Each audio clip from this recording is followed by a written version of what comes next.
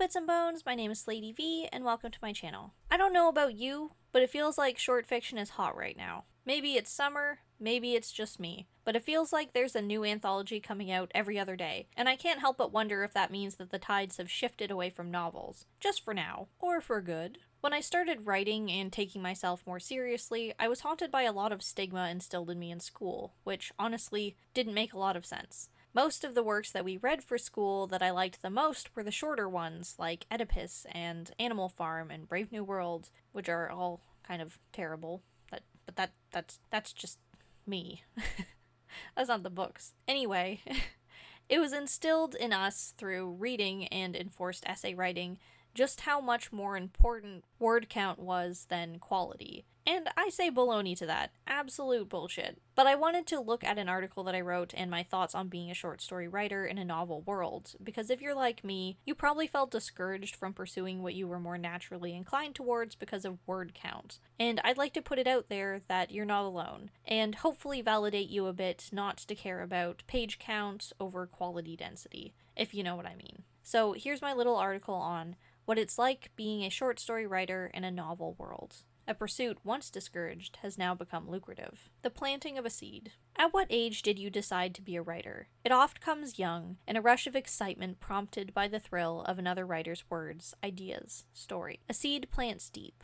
Inspiration to someday do the same, be that inspire a child or meet a kindred writer. My ever-wavering love and hate relationship with writing came from a public school trip to a library. An author talked to us about her life, writing process, and mild success. I was in awe. She was everything that I imagined growing up to be. Unfortunately, as with most children raised to digest literature deemed worthy of critical study and rarely strayed, I grew up thinking only some forms of writing counted. The author that sparked my interest in the career wrote novels, so surely I had to as well, right?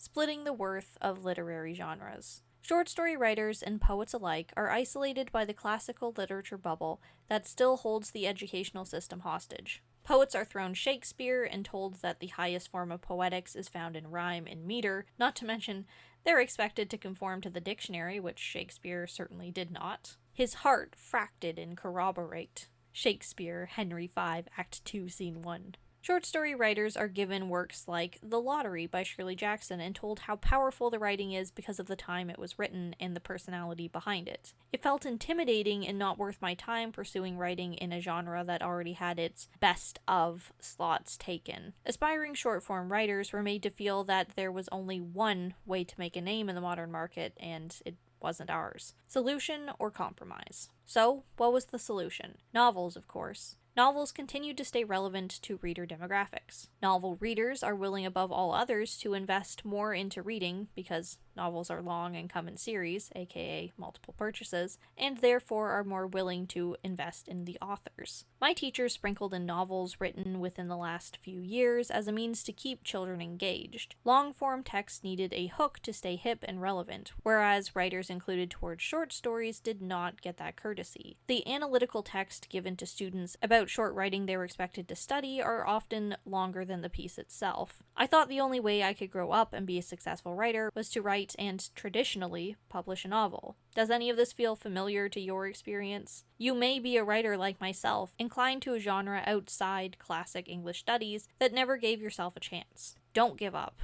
This article is not to woe or bitterly reminisce over opportunities not presented. It's a call to action. Have you ever felt downtrodden by your literary education, discouraged by a market unfit for your voice? You shouldn't be. I will absolutely not stand for it. This literary era is one in which we were born to shine. As technology changes and social media shifts, we short-form writers are poised to grow exponentially more relevant. Just as Insta poetry hit a boom in popularity over recent years, so too have writing sites that cater to short quality content. There's a niche for everything, we just have to find it. If you're looking for places to post short stories and poetry, look no further. Medium's fiction demographics is steadily growing and ready to host all your brilliant anecdotes. Now, I'm not so certain about that last part. I mostly try to end my articles on a positive note, but regardless, I do believe that short-form content is on the rise, and that it's one of the best times in the last few decades to be writing it. If you're a short story writer, let me know how you feel about the current climate for your work. Or, if you're a novel writer, do you feel at all like focus has shifted away from word counts in the last couple years? I'd like to hear from all sides of the spectrum because I'm only on the one end of it. Anyway, thanks so much for watching. Special thanks to my patrons. If you'd like to support me and my content, there will be a link to my Patreon in the description below. Thanks again, and I'll see you in the next video. Bye!